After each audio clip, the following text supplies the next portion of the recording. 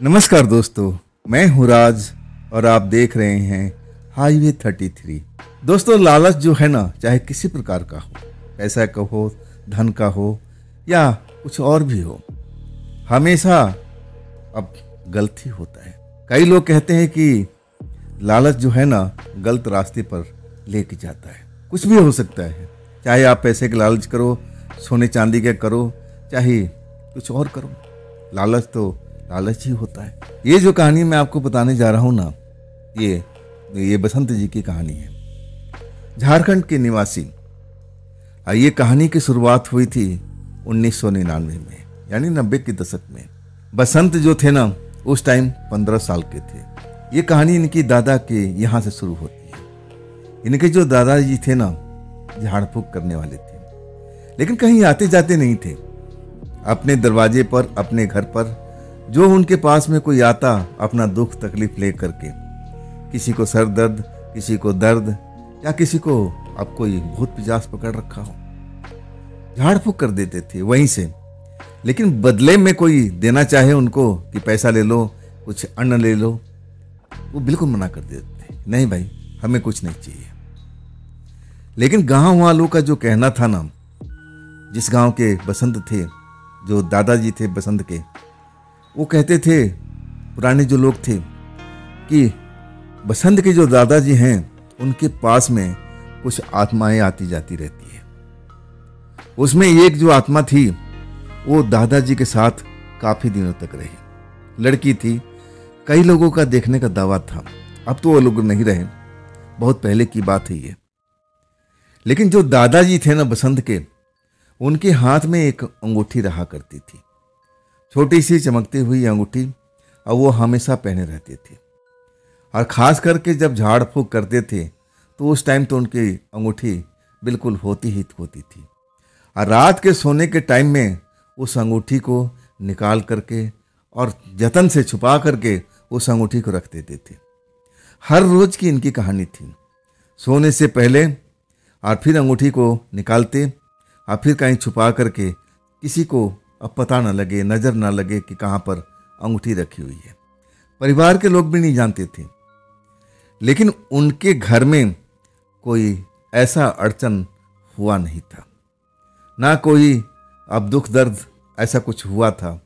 घर जो था ना बसंत का, जब तक दादाजी उनका जिंदा रहे, खुशियों से भरा रहा। कोई ऐसा अड़चन, दुख, तकलीफ उनके घर में आया तक नहीं था। सब काम को संभाल लेते थे। अगर कोई दुख भी आता उनके पास में, तो चुटकियों में सही कर देते थे। कहते यार कुछ नहीं है, सब कुछ सही है। बसंत भी बताते हैं कि मैं जब 15 साल का था, तब मेरे सामने ही दादाजी का देहांत हुआ था। मैं भी गांव के लोगों का बात सुना करता था। कुछ लोग बताते थे दादाजी के बारे में कि ये बहुत बड़े तांत्रिक हैं और उनके पास में आत्माएं आते रहती थी। तो मैं उस टाइम जानता नहीं था कि आत्माएं होती क्या हैं। लेकिन अब मैं 25 साल का हो गया और तब मैं सब कुछ समझने लगा। मैं उस अंगूठी की बात कर रहा था जो दादाजी सोने से पहले निकाल करके, छुपा करके, घर वालों से भी बताते नहीं थे कि कहाँ रखा हुआ है। और अब उनकी प्रिय अंगूठी थी, जान से ज़्यादा हिफाजत करते थे उस अंगूठी की। और वो अंगूठी जब मरे थे ना, अंगूठी उनके अंगुली में नहीं थी। रात के टाइम उनकी मौत हुई थी। मैं तो सो रहा था, बसंत बता रहे थे कि मैं तो सोया हुआ था। जब शोर शराबा होने लगा, तब मेरी नींद खुली थी और तब पता चला कि मेरे दादाजी गुजर गए हैं। उसके बाद जो अंगूठी छिपा कर रखे थे दादाजी, वो किसी के हाथ नहीं लगी। उस टाइम जो घर था कच्चा पक्का ही था। बसंत का कहना था कि हर तरफ पक्का नहीं था, कुछ कच्चा भी था, पक्का भी था। फर्श जो था कच्चा ही था। उसमें चूहे वगैरह बहुत अब सुराख भी किए हुए थे। उनका अब एक तरह से घर भी बना हुआ था। छोटे छोटे चूहों का बिल भी थी। हर किसी ने, मेरे परिवार के सब ने उस अंगूठी को खोजा, ढूंढा, लेकिन अंगूठी वो किसी को मिली नहीं। इसके बाद सब लोग अब शांत हो गए थे। जब अंगूठी नहीं मिली तो सबका कहना था कि दादाजी का अंगूठी थी और दादाजी अपने साथ ही ले गए। बात खत्म हो गई थी। लेकिन बात खत्म तो नहीं हुई ना। अंगूठी किसी को मिली नहीं। हाँ, मैं जब बड़ा हो गया ना तो अंगूठी के बारे में मुझे अच्छी तरह से याद था। मैं बड़ा भी हो गया और तब भी मैं समझदार जब हो गया और तब मुझे उस अंगूठी के बारे में अब जो भी उसकी बात थी मैं समझने लगा था। बसंत जी का कहना था। और इसके बाद हम दोबारा से उस अंगूठी को ढूंढने की कोशिश भी किए थे। मैं खुद अकेले, बसंत जी का कहना था कि मैं खुद उस अंगूठी के पीछे पड़ा हुआ था कि आखिरकार दादाजी के अंगुली में नहीं थी जब मरे थे, तो अंगूठी कहीं ना कहीं तो जरूर रखे होंगे। और लोगों का कहना था कि जो अंगूठी थी ना उसमें शक्ति थी और उसी शक्ति के वजह से प्रेत आत्माएं दादाजी के पास में आती थी, उनका सेवा भाव करती थी। गांव के लोगों को, जो पुराने लोग थे, वो बताया करते थे। अब मैं तो उस अंगूठी का दीवाना हो चुका था। जब मैं उसके बारे में और भी जानकारी इकट्ठा किया तब मुझे रहा नहीं गया कि काश अंगूठी मुझे मिल जाती। लेकिन अब कहाँ दादाजी रखे हैं कहीं पर पता नहीं चला। जब मैं 25 साल का हो चुका था, उस टाइम का घटना बता रहा हूं कि जिस कमरे में दादाजी आराम किया करते थे वहां पर चूहों का बिल भी था और बहुत सारा था। अब जब कभी ऐसा होता था तो उसको मिट्टी से, गीला मिट्टी करके हमारे जो मम्मी पापा हैं वो भर दिया करते थे। लेकिन चूहा वो रोकने वाले नहीं थे, फिर उस बिल को खोद देते थे, बाहर निकलने की कोशिश करते थे। और ऐसे ही एक रात जब मैं उस कमरे में, अब मेरा वो जो दादाजी का कमरा था ना, अब मेरा कमरा बन गया था। कुछ मैं बिस्तर पर सोया हुआ था और रात की बात थी, 10 या 11 रात का बज रहा था। मैं खाट पर सोया हुआ था। अब बगल में जो चूहे थे ना, वो जो सुराख को मेरे मम्मी पापा बंद कर दिया करते थे और उनको अंदर से फिर वो खोद देते थे। ऐसे ही कुछ खड़खड़ की आवाज हुई। जब खड़खड़ की आवाज हुई ना तो मुझे लगा कि ये चूहे का काम है। चूहा फिर उस बिल को दोबारा से अंदर से खोदते जा रहे हैं और वो बाहर निकल गए। लालटेन कमरे में जल रही थी, रोशनी थी। मैं जब लालटेन की रोशनी में देखता हूं ना तो हमारे खाट के ही बगल में एक चूहे का बिल था। वो अंदर से अभी ताजा खोला था और मिट्टी वगैरह बाहर फैली हुई थी। उसमें कुछ ऐसा मुझे दिखाई दिया जैसे कोई कपड़े में बांधा हुआ हो। चमकीला कपड़ा था और वो चमक रहा था।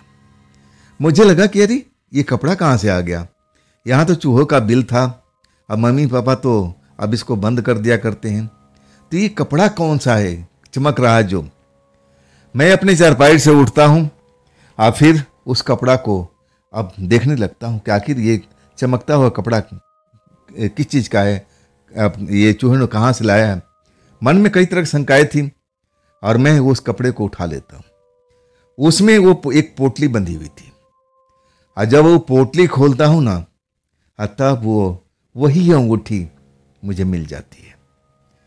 मैं जब अंगूठी को देखता हूँ ना तो मुझे विश्वास ही नहीं होता कि अरे यही तो थी मेरे दादाजी की अंगूठी। तब मुझे पता लगने लगा कि शायद ये चूहों ने काम कर दिया था। मेरे दादाजी इसी कपड़े में अंगूठी बांध करके रखे होंगे और चूहों ने अब बिल में लेके चले गए थे दादाजी के मरने के बाद में। इसीलिए हमारे परिवार को किसी को अंगूठी नहीं मिली थी। करामाती अंगूठी थी, लोगों की नज़र में वो जादुई अंगूठी थी कहा जाए तो। जब मैं इस अंगूठी को अपने हाथ में लेता हूं ना, मुझे विश्वास नहीं होता कि यही अंगूठी मेरे परिवार के लोग काफ़ी दिन तक ढूंढते रहे। जरूर इसमें कोई ना कोई रहस्य तो जरूर होगा, ये कोई नॉर्मल अंगूठी नहीं है। तो मैं क्या करूं? क्या मैं इस अंगूठी को रख दूं, छुपा कर रख दूं? मैं ऐसे ही अंगूठी को देखने लगा। अंगूठी जो थी ना बिल्कुल नॉर्मल लग रही थी। मुझे जब अब देखने लगा ना तो मुझे ऐसा नहीं लगा कि इसमें कोई जादुई पावर है। अगर जादुई पावर होती तो मेरे हाथ में अंगूठी थी, मैं उसको धारण नहीं किया था, अपने हथेलियों में रख करके उसको उलट रहा था, पलट रहा था, देख रहा था कि देखने में कैसी लग रही है। ऐसे लग रही थी कि सोने की जैसी है, चमकती हुई। और उसमें ऐसा कुछ नहीं था कि कोई हीरे मोती कोई ऐसा चीज जड़े हुए थे, सिंपल अंगूठी थी। लेकिन लोगों की नज़र में, हमारे गांव के लोगों की नज़र में वो एक जादुई अंगूठी थी। उनका कहना था कि इसी अंगूठी की वजह से तुम्हारे दादाजी आत्माओं को बुलाते हैं, आत्माएं उनके पास में आती रहती हैं। लेकिन जब मैं पूरा अंगूठी को परख लिया ना, मुझे लगा कि ये मामूली सी अंगूठी है। हाँ, सोने की जरूर है, इसमें कोई शक नहीं था, लेकिन है ये मामूली, इसमें कोई तंत्र मंत्र, कोई जादू शक्ति ऐसा कुछ नहीं है। अगर होता तो जरूर मुझे अब इसका अनुभव हो जाता। अब मैं उस अंगूठी को कुछ देर तक देखता हूं। अब रात तो गहराती जा रही थी। अब ना जाने मेरे मन में ऐसा क्या आया कि चलो इस अंगूठी को धारण कर लेते हैं। दाहिने हाथ में, मैं दूसरी अंगुली में अब उस अंगूठी को अब पहन लेता हूं। जैसे पहनता हूं ना, शरीर में एक झुरझुरी सी लेती है। मुझे लगा कि मैं अब बर्फीली जगह पर आ गया हूं। पूरा शरीर मेरा कुछ पल के लिए ठंडा हो गया था। तब भी मैं शक नहीं किया। मुझे लगा कि बस ऐसे ही कोई नस दब गई होगी, और कई बार ऐसा झंझनाहट सी महसूस होती है, ये कोई बड़ी बात नहीं है। फिर मैं अंगूठी को निकालने लगा ना, अंगूठी तो अब जैसे मेरी उंगली में फंस चुकी थी, निकल ही नहीं पा रही थी। मैं बहुत कोशिश किया, रात के टाइम में बहुत कोशिश किया कि उस अंगूठी को अपने उंगली से निकाल लूं, लेकिन निकल नहीं पाई। आखिरकार मुझे अब सोना ही पड़ा। नींद लग रही थी। अब फिर मैं आराम से अपना नींद में सो जाता हूं। रात गहराती जाती है, गहराती जाती है। अब मैं तो जैसे सपनों की दुनिया में पहुंच चुका था। मैं देख रहा हूं कि मेरे एक पास का जंगल है, और वहां पर मैं खड़ा हूं जंगल के अंदर में। अब मैं जंगल में क्या कर रहा हूं? मैं सपने में अपने आप से सवाल पूछता हूं कि मैं जंगल में कैसे आ गया, मैं इस जंगल में आधी रात को कर क्या रहा हूं। मैं अपने आप से काफी सवाल पूछता हूं, लेकिन जवाब नहीं मिलता। तब मुझे एक चमकती हुई रोशनी दिखाई देती है। मैं उस रोशनी के पीछे पीछे चल देता हूं। रोशनी आगे आगे चलती जा रही है। मैं उसको अब जानने के लिए आखिर ये रोशनी जंगल में कर क्या रही है, क्या है ये रोशनी जो मेरे आगे आगे निकल रही है। मैं एक ऐसी जगह पर पहुंच जाता हूं जहां पर एक नदी है, छोटी सी नदी है जो जंगल के बीचों बीच से गुजर रही है। और उस जंगल के बीच में नदी है ना, अब उसके पास में जलकुंभी वगैरह सब कुछ नदी में भरा हुआ है। पूरा ऐसे ही मुझे दिख रहा है। वो जो रोशनी मैं देख करके यहां तक पहुंचा था सपने में, अब वो रोशनी गायब हो गई। तब मैं उस जलकुंभी देखने लगता हूं, नदी में जो पड़ी हुई है, उसमें कुछ हलचल सी हो रही थी। मुझे लगा कि इसमें कोई ना कोई तो है जो मुझे महसूस हो रहा है। कोई हो सकता है कि अंदर इसके पानी में डूब रहा हो, मुझे मदद करना चाहिए। मैं उस जलकुंभी वाला पानी में उतर जाता हूं, जलकुंभी हटाने लगता हूं। आज जो मैं देखता हूं ना, तो आश्चर्य से भर जाता हूं। मैं देखता हूं कि एक सुंदर सी कन्या, जवान कन्या, और उस जलकुंभी में फंसी पड़ी है। मैं उसको देख करके कहता हूं कि अरे तुम यहां क्या कर रही हो। देखने में एकदम बहुत ही सुंदर और जवान थी। जब मैं उसको देख के बोलता हूं तुम यहां क्या कर रही हो, वो कुछ बोलती नहीं है, मुझे देखती रहती है।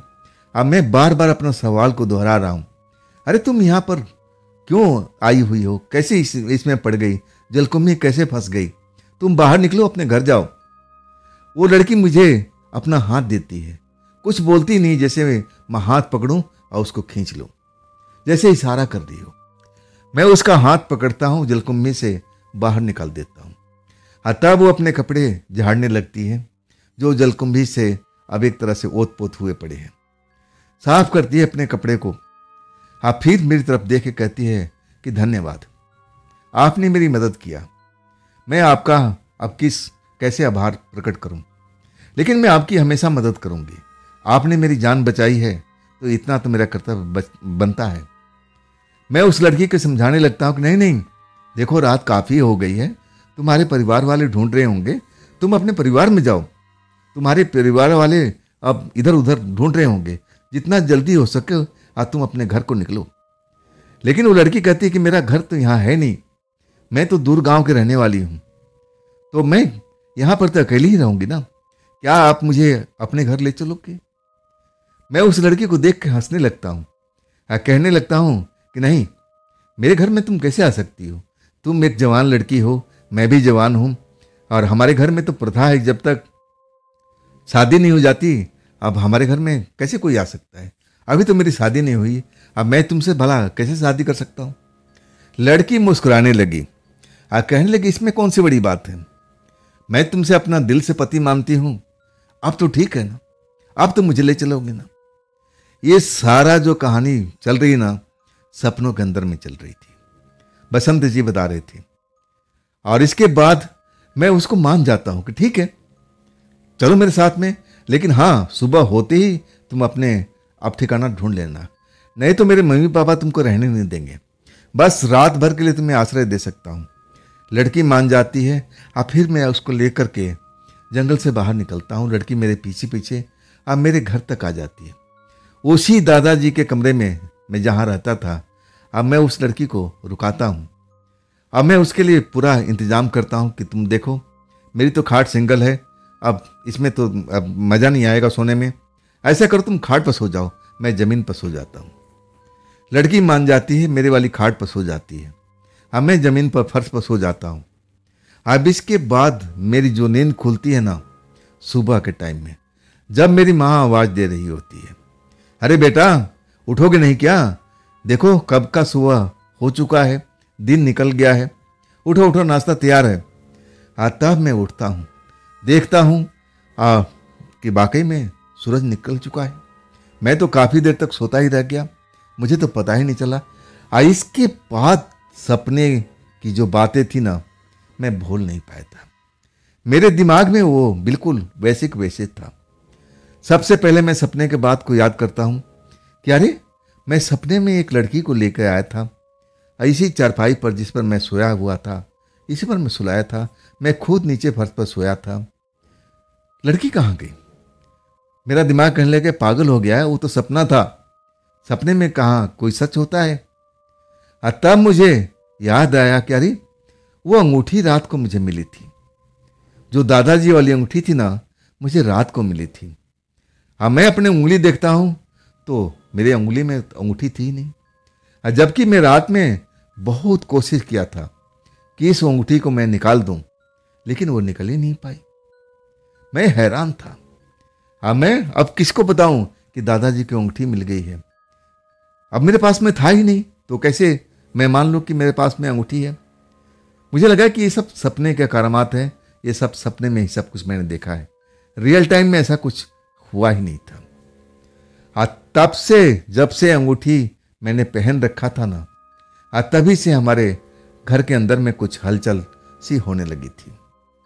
ऐसा लगने लगा कि जिस दादाजी कमरे में मैं रहता था, सोता था, पढ़ाई करता था, मेरे खेल कूद का सामान थे, और वो वहाँ पर जब रात होती थी ना, आधी रात होती थी ना, तो एक खिड़की थी जो बाहर की साइड खुलती थी, और उसमें बाहर से बंद करने का कोई जुगाड़ भी नहीं था, बस लोहे के रॉड वगैरह उसमें लगे हुए थे। बंद भी नहीं किया जा सकता, ना अंदर से ना बाहर से, हवा के लिए बनाया गया था। उसमें से बाहर से जब हवा चलती थी ना, तो एक खुशबू आती थी, जैसे बेले की खुशबू होती है ना, वैसे ही खुशबू आती थी, और खिड़की से हवा से घुसती थी और कमरे के अंदर में फैल जाती थी। जबकि हमारे उस खिड़की के बाहर में कोई बेले का, चमेली का, अब इस तरह का खुशबूदार कोई फूल का पौधा लगा ही नहीं था, और ना आसपास 2 किलोमीटर के अंदर में ऐसा कोई फूल नहीं था। 2 किलोमीटर के बाद में हमारे जो स्कूल था, पुराना स्कूल, वहाँ पर ये सब पौधे लगे हुए थे। मैं अच्छी तरह जानता था, उनकी खुशबू को महसूस भी करता था, और वही सब खेल मेरे साथ में शुरू हो चुका था। जब रात हुई ना, तो खिड़की से हवा के साथ में खुशबू आना शुरू हो गया। मैं खिड़की से बाहर झांक के देखा, ऐसा कुछ था ही नहीं, ना फूल ना पौधे। मुझे लगा कि नहीं, ये दूर से हवा चली है ना, कोई किसी घर से ये खुशबू आई है, ये कोई बड़ी बात नहीं है। मैं रात को चारपाई पर सो जाता हूँ। कुछ देर के बाद मुझे एहसास होता है कि मेरे जो अंगूठी जिसमें पहनी थी उंगली में ना, उसमें चुभन सी हो रही है। मैं नींद से जाग जाता हूँ, और जब मैं देखता हूँ ना कि वही अंगूठी मेरे उसी उंगली में अब मैं पहन रखा हूँ, कब कैसे आ गई मुझे पता ही नहीं चल रहा है, और उसी में जैसे चुभन सी हो रही थी हल्की हल्की, और तब जाके मेरी नींद खुलती। मैं देख करके हैरान हो जाता हूँ कि अरे, ये तो ये सपने वाली बात थी। अब फिर मैं देख रहा हूँ कि अंगूठी है मेरे उंगली में, वैसे कि वैसे ये तो निकल नहीं रही है। मैं उस अंगूठी को निकालने का भरपूर प्रयत्न करता हूँ, लेकिन उस रात की तरह आज की रात भी अंगूठी जैसे मेरे उंगली में फंस चुकी है, निकल ही नहीं पा रही है। रात हो चुकी थी, आधी रात हो चुकी थी। ये बात मैं उसी टाइम अपने मम्मी पापा को बताना चाहता था, लेकिन अब रात हो चुकी थी ना, मम्मी पापा सो चुके थे। अब मैं उनको डिस्टर्ब करना नहीं चाहता था। मैं सोचा कि अंगूठी आ गई है तो कोई बात नहीं, अब सुबह मैं अपने मम्मी पापा का जरूर बताऊंगा। अब फिर मैं सो जाता हूँ, नींद आ जाती है। मैं जब सपने में पहुँचता हूँ ना, तो मैं अपने आप को ज़मीन पर पाता हूँ।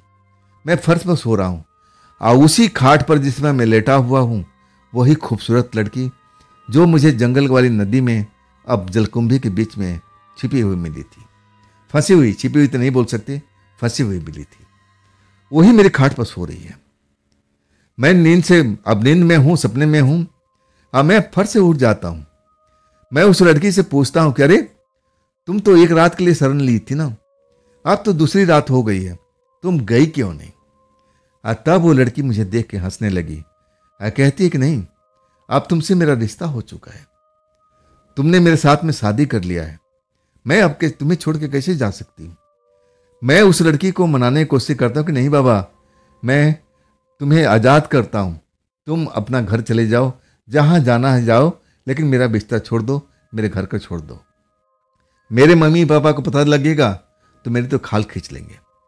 मैं रोने लगता हूँ, उसको कहता हूँ जितना जल्दी हो मेरे घर से भाग जाओ, निकल जाओ।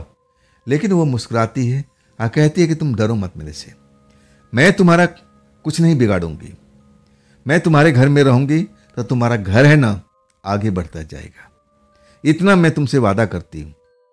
तुम्हें किसी चीज़ की तकलीफ नहीं होगी, तुम्हारी नौकरी भी अच्छी लगेगी, मैं इतना अब तुमसे वादा करती हूँ। आज तुम्हारे घर में धन दौलत की अब कोई कमी नहीं होगी, बस मुझे इस घर में रहने दो ना, तुम्हारा क्या जा रहा है? तुम कहो तो मैं फर्श पर सो जाती हूँ, चारपाई पर तुम सो लो। मैं उस लड़की को देख करके हैरान हूँ। सपने के अंदर में सब चल रहा है और जैसे लग रहा है ना कि सब कुछ आमने सामने हो रहा। मैं उस लड़की से अब एक तरह से भगाने के चक्कर में लगा हूँ, लेकिन लड़की कह रही कि नहीं, मुझे भगाओ मत, मैं तुम्हारे लिए कोई अब नुकसान नहीं पहुँचाऊँगी, तुम्हारे लिए मैं सब कुछ करूँगी, तुम्हारी नौकरी भी अच्छी लगेगी जिसके लिए तुम मेहनत करते हो, और ऊपर से तुम्हारे घर में धन की कमी नहीं रहेगी अगर तुम मुझे रहने देते हो। आखिरकार मैं सपने में उसको बोलता हूँ ठीक है, लेकिन तुम मेरे कभी मम्मी पापा के सामने बिल्कुल मत आना। आज तब वो लड़की कहती है कि मैं तुमसे वादा करती हूँ कि मैं तुम्हारे परिवार के सामने कभी नहीं आऊँगी। अब इसके बाद मुझे नींद आ जाती है, मैं सो जाता हूँ। सुबह जब मेरी आँख खुलती है ना, तो सही सबसे पहले मेरे अब उंगली पर अब निगाह पड़ती है, अंगूठी गायब हो चुकी है। जैसे उस रात को हुआ था सेम वैसे ही हुआ, लेकिन अंगूठी जो थी ना टाइट थी और उसका निशान मुझे मौजूद और साफ दिख रहा था। मैं इस बात को अब अपने मम्मी पापा को बताना चाहता था, मैं छिपाना नहीं चाहता था, क्योंकि ये अंगूठी चूहे की बिल से निकली थी। अब मैं उस टाइम बिल्कुल होशो हवास में था, तो ये कुछ ना कुछ तो हमारे घर में हो रहा है, लेकिन मैं उस लड़की को बात को बताना नहीं चाहता था कि मैं ऐसे ऐसे जंगल में गया था सपने में और वो लड़की मेरे घर पर आ चुकी है, और ऐसा ऐसा उसने बात बोला है कि मैं तुम्हारे लिए अच्छी नौकरी लगाने की कोशिश करूंगी और तुम्हारे घर में धन की कमी नहीं रहेगी, कोई दुख तकलीफ तुम्हारे पास में बिल्कुल नहीं आएगी अगर तुम मुझे शरण देते हो तो। सुबह होने के बाद में मैं अपने मम्मी पापा के पास पहुंचता हूं। मैं मम्मी से पहले बात करता हूं कि मम्मी आप मेरी बात पर यकीन करेंगी? मम्मी कहने लगी कि हाँ, अगर यकीन करने लायक होगा तो मैं बिल्कुल करूंगी बेटा, बात क्या है पहले मुझे बताओ, आज तब मैं बताती हूँ कि यकीन करने लायक है या नहीं है। आज तब मैं रात वाली बात बताता हूँ, जिस रात चूहे के बिल से वो कपड़ा निकला था और उसमें अंगूठी बंधी हुई थी। पूरी बात बताता हूँ तो मेरी मम्मी मुस्कुराने लगती है। अच्छा बेटा, तुम्हें अंगूठी मिल गई, लाओ मुझे दे दो, अंगूठी दे दो मुझे। अब मैं क्या बोलूं कि अंगूठी कहाँ है? मैं अपना वो निशान दिखाता हूँ, देखो माँ, ये अंगूठी मैंने 2 रात से पहना हुआ था, ये देखो निशान अभी मौजूद है। मैं कोई अंगूठी अपने हाथों में पहनता नहीं था। माँ देखती है और मुस्कुराती है और कहती है, बेटा मुझे पढ़ा रहे हो, तुम मेरे साथ में अब गेम खेल रहे हो, मेरे साथ ही मजाक कर रहे हो, जाओ बेटा, मजाक बहुत हो चुका है। वो अंगूठी गायब हो चुकी है, अब वो दोबारा मिलने वाली नहीं है।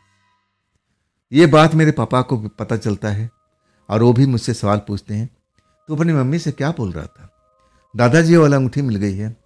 तब मैं पापा को भी वही कहानी सुनाता हूँ जो मेरे साथ में रियल में घटी थी, लड़की के छोड़ करके, कि हाँ पापा देखना ना, ये मेरे उंगली में देखो निशान, कल रात भी मेरे ये इसी उंगली में अंगूठी थी, निकल नहीं पा रही थी, और परसों भी जब अंगूठी मिली थी मैं इसको धारण कर लिया था, तब मैं निकालने की कोशिश करने लगा लेकिन ये मिली नहीं। मेरे पापा भी मुस्कुराने लगे और कहने लगे, तू झूठ कहाँ से सीख लिया है? अरे तेरे दादाजी का अंगूठी हम लोग ढूंढ ढूंढ कर थक गए, जहाँ जहाँ हमें अब आइडिया लगा कि हाँ हो सकता है, लेकिन तेरे दादाजी की अंगूठी उन्हीं के साथ जब मरे तभी वो गायब हो चुकी है। वो अंगूठी दोबारा अब घर में कैसे आ सकती है? वो तंत्र मंत्र वाली अंगूठी थी, एक तरह से वो रहस्यमयी अंगूठी थी, तुम्हें कैसे मिल सकती है? मेरे ना तो मम्मी ने विश्वास किया ना पापा ने।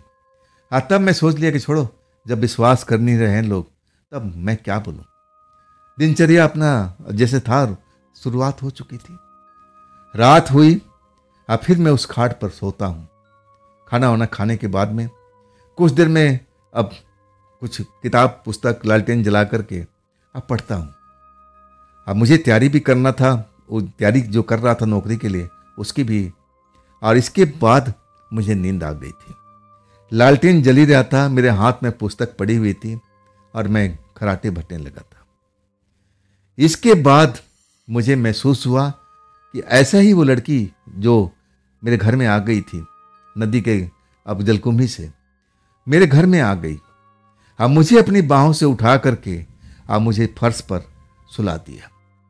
लालटेन कुछ छुई नहीं, जो पुस्तक था वो पुस्तक को सही ढंग से फोल्ड करके आज जहां रखना था उसको रख दी।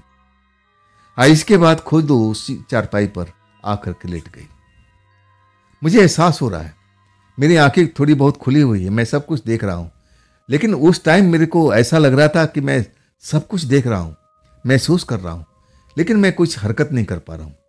जैसे लग रहा था कि मेरा शरीर बिल्कुल सुन्न हो चुका है, मेरे हाथ पैर, मेरे जबान, सब कुछ काम नहीं कर रहा है। ऐसा ही मेरे साथ में 2 रातों तक होता है। 2 रातों तक मैं अपने आप को अब ऐसे ही पाता हूं। वो लड़की आती है, मुझे उठाती है और जहां मैं सोया करता था फर्श पर, उस फर्श पर रख देती है और फिर उस चारपाई पर सो जाती है। 2 रातों तक ऐसे ही मेरे साथ में चलता रहा और मैं डर के मारे मम्मी पापा से बोल नहीं पाया कि वो लोग मेरी बात पर यकीन नहीं करेंगे, विश्वास नहीं करेंगे। और हाँ, वो अंगूठी जो थी ना, मुझे रात में अपनी उंगली में अब दिखाई दे रही थी, चुभन हो रही थी। मैं निकालने की कोशिश कर रहा था लेकिन निकल नहीं रही थी। और तब जाके मुझे एहसास हुआ कि मैं कोई चक्रव्यूह में फंस चुका हूं। ये अंगूठी से शुरुआत हुई थी। वाकई में जो अंगूठी थी दादाजी की, जादुई अंगूठी थी जैसा लोग कहते थे। अब तो मैं उसको मानने भी लगा था कि रात होते ही, आधी रात होती ही उंगली में अंगूठी आ जाती थी, और इसके बाद सुबह होती ही वो गायब हो जाती थी। बस मेरे उंगली में अब वो निशान सा बना हुआ था, जिसको मैं देख करके सोचता था कि अब मैं मम्मी पापा को बताऊं तो कैसे बताऊं। मेरी बात को यकीन नहीं करेंगे। और उस लड़की के बारे में बताना चाहता था और तभी उनको सबूत चाहिए था। सबूत कहाँ है? लड़की कहाँ है? मेरी मम्मी तो जरूर बोलती, पापा तो बोलते नहीं, लेकिन मम्मी सवाल पर सवाल करती। और तब मैं डर गया कि नहीं, इन लफड़ों में बिल्कुल नहीं पड़ूंगा। ना तो अंगूठी मुझे मिलेगी ना लड़की मिलेगी। मैं सोच लिया कि जैसा चल रहा है चलने दो। अब इसके बाद में मैं अब जाता हूं नौकरी में, नौकरी के इंटरव्यू देने के लिए। बस में सवार होता हूं। अब इसके बाद मैं अब जहां जाना था इंटरव्यू देने के लिए, अब लेट होने लगता हूं। मैं मन ही मन सोचता हूं कि काश ये बस वाला तेज तेज बस चला दे और कहीं पर ना रोके। सच कहूं ना कि जैसे बस वाला मेरे मन की बात अब जान चुका था। और वो सवारी जो नीचे थी रोकने की अब हाथ दे रही थी कि रुको रुको, बस हमें भी जाना है। बस स्टॉप पर खड़ी हुई, लेकिन बस वाले को दिमाग में क्या आया था, जैसे मैंने सोचा था ना वैसे ही सब कुछ हो रहा था। तेजी तेजी से बस दौड़ाते चला रहा था, रोकता नहीं था। कंडक्टर सीटी पे सीटी मार रहा है और तब कह रहा है कि मुझे लेट हो रहा भाई, मुझे लेट हो रहा है, अब सवारी बारी छोड़ो, हमें वक्त पर पहुंचना है। कंडक्टर भी चुप हो गया। लेकिन ये मेरे मन में आया था विचार, और वो विचार वही जो ड्राइवर था पूरा कर रहा था। मैं बिल्कुल सही टाइम पर जहाँ इंटरव्यू देना था वहाँ पहुँच जाता हूँ। इंटरव्यू भी मेरा मज़े से हो जाता है और नौकरी भी मिल जाती है। मैं बेहद खुश। इसके लिए तो मैं ना जाने कितनी रात जाग करके मेहनत किया था, और वो मेरा सपना पूरा हो जाता है। मैं घर लौटता हूँ, अपने माँ बाप को पूरा खबर देता हूँ कि देखो, जिस नौकरी के लिए मैं अब इतने दिनों से मेहनत कर रहा था वो नौकरी मुझे मिल चुकी है। मम्मी पापा खुश। मैं बताना चाहता था लड़की के बारे में, अंगूठी के बारे में, लेकिन वो लोग सबूत मांगते थे। सबूत दिखाओ, सबूत कहाँ है? मैं चुप रह जाता था। इसके बाद मुझे अब नौकरी में टाइम मिला था कि 1 महीने के अंदर में अब उस जगह पर ज्वाइन कर लेना है। मेरे पास में 1 महीना था। अब इसके बाद जो रात में होने लगा ना, मैं उसके बारे में अब थोड़ा सोचने पर विवश हो गया था। कई बार जो लड़की थी ना मेरे बगल में आकर लेट जाती थी, जैसे मैं उसका पति हूँ, वो मेरी पत्नी है।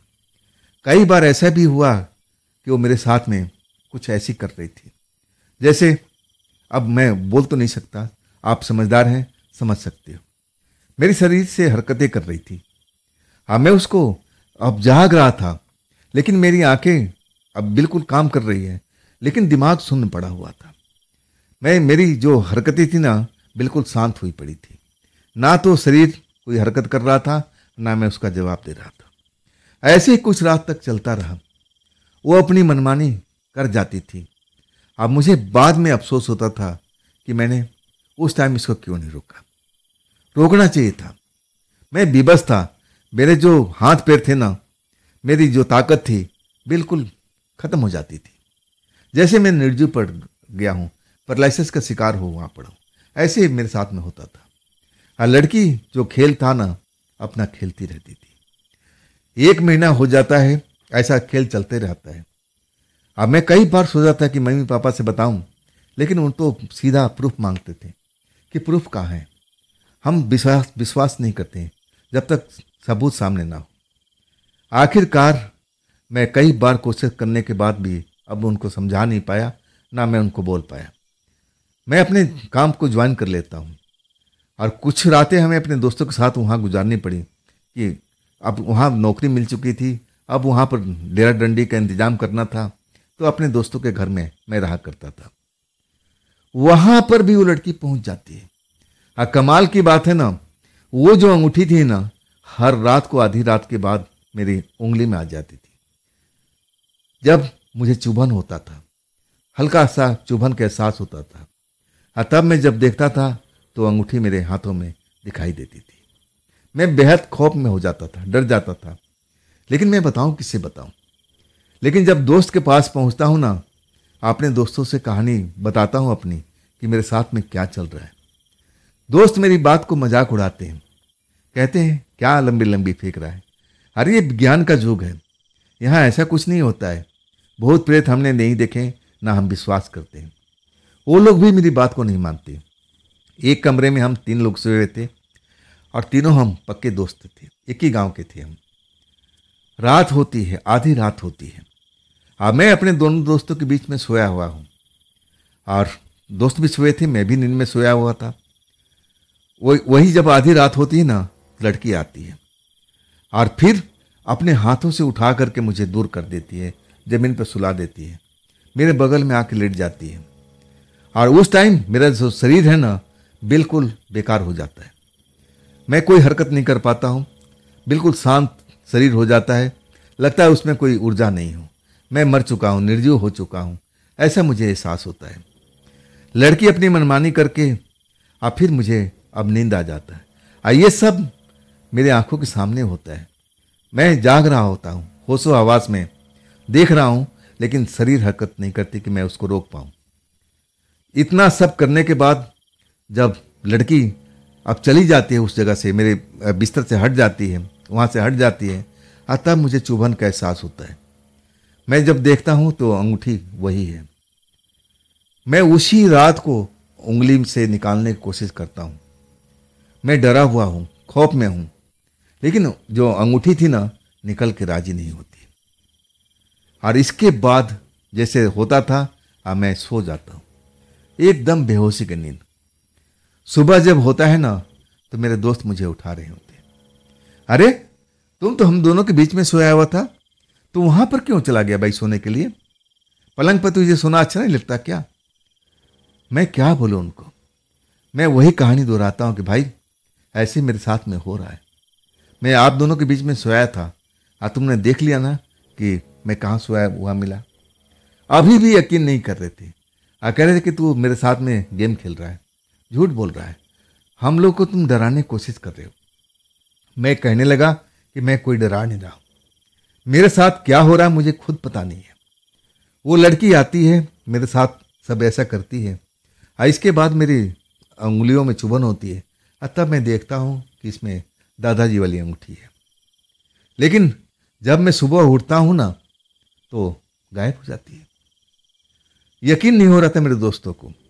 उनको लगा कि मैं उनको डराने की कोशिश कर रहा हूँ और वो मेरी मजाक उड़ाते रहे।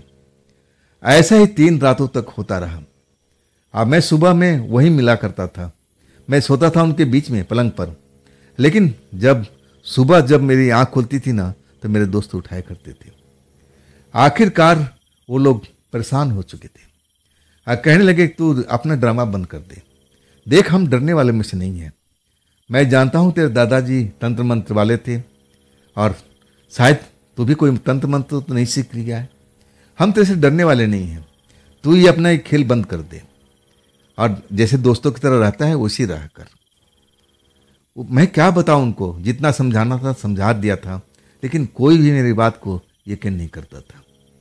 आखिरकार मैं अपने दोस्तों के बीच में सोया हुआ, आज दोस्त कह रहे थे कि हम जागेंगे।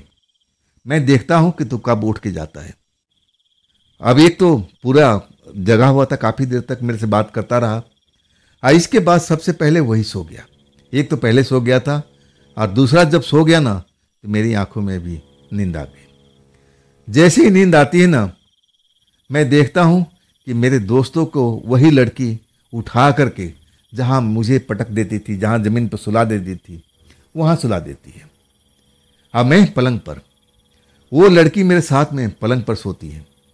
अब फिर वही होता है, सुबह में मेरे दोस्त मुझे उठाने लगते हैं। तूने मुझे यहां पर कर दिया, तू अपना बाज आ जा भाई, देख हम डर चुके हैं, अब हम हार मान लिए, हम डर चुके हैं। तब मैं उनको बताता हूँ कि भाई मैंने कुछ ऐसा नहीं किया है, मैंने ऐसा कोई जादू मंत्र जानता नहीं हूँ। दादाजी जरूर जानते थे, लेकिन मैं नहीं हूँ ऐसा, ये मैंने नहीं किया है। जो लड़के थे मेरे दोस्त थे ना, बाकी में उस रात डर चुके थे। कहने लगे कि भाई अपना इंतजाम कहीं तू और कर ले, हम तेरे पास में सो नहीं पाएंगे। लेकिन मैं कहने लगा कि भाई आज की रात मुझे निकाल लेने दो, आज सुबह मैं कोई ना कोई व्यवस्था कर दूंगा। अब वैसे भी सुबह मेरे गांव जाना है, नौकरी मेरी मिल चुकी थी, अब तो नौकरी पर जा भी रहा था, आज सुबह मैं कोई आवश्यक काम से मुझे गांव भी जाना था। लेकिन लड़के इतने डरे हुए थे, कहने लगे नहीं भाई तू एक काम कर, तू उसी जगह पर जाकर सो जा, ताकि हम उसको डिस्टर्ब ना कर पाए। लड़की आएगी तेरे साथ में, जो मर्जी तुम लोग खेल खेलो, हम लोग को छोड़ दो, हम तो पलंग पर सोएंगे। मैं भी उनको बोल देता हूँ ठीक भाई, जहाँ तुम्हारी इच्छा वहाँ सो, अब मैं रात भर तो गुजारना है, अब मैं सुबह तो गाँव निकल जाऊँगा, इसके बाद आऊँगा तो अपने लिए क्वार्टर कमरा जरूर ढूंढूंगा। रात होती है, दोनों दोस्त मेरे पलंग पर सोए रहते हैं, अब मैं उस जगह पर आकर सो जाता हूँ। मुझे आते ही नींद अब लग जाती है। अब इसके बाद जब मैं सब कुछ महसूस करता हूँ कि मेरे साथ में कुछ हो रहा है, वही लड़की है, और मैं अपने आप को पलंग पर पाता हूँ, और तब मैं देख नहीं पाता हूँ कि मेरे दोस्त कहाँ पर हैं। लेकिन जब सुबह मैं नींद से उठता हूँ ना, तो मेरे दोस्त उठा रहे थे। अब मेरे आगे हाथ जोड़ दिए, कहने लगे कि देख बसंत, अब तू हमारे साथ छोड़ दे, अब हम जान चुके हैं, जो कुछ तू बात कह रहा है ना, हम उसको अब मान चुके हैं। जरूर वो लड़की तेरे साथ में आती है, और जो तेरे दादाजी की अंगूठी है जरूर तेरे पास ही है, कहीं नहीं गई है। अब हमें बकस दे, अब तू इस घर से निकल जा हमेशा के लिए, और कभी इस घर में आने की कोशिश मत करना। लड़के मेरे जो दो दोस्त थे ना, बुरी तरह से डरे हुए थे। वो बता रहे थे कि हम तो पलंग पर सोए थे, तू जमीन पर सोया हुआ था, तो हम कैसे उस जगह पर पहुंच गए और तू कैसे यहाँ पर आ गया। मैंने वही बताया जो मुझे मालूम था कि वो लड़की सब कुछ करती है। आखिरकार मैं अपने घर पहुंचता हूँ, गांव सुबह निकल जाता हूँ और अपने मम्मी पापा को फिर से समझाने की कोशिश करता हूँ।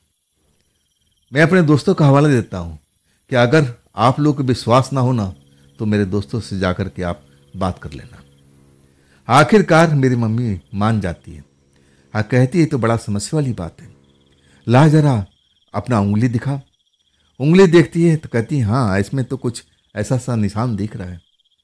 और फिर मेरी मम्मी विश्वास कर लेती है। इसके बाद मम्मी विश्वास करने का मतलब पापा भी विश्वास कर लेते हैं।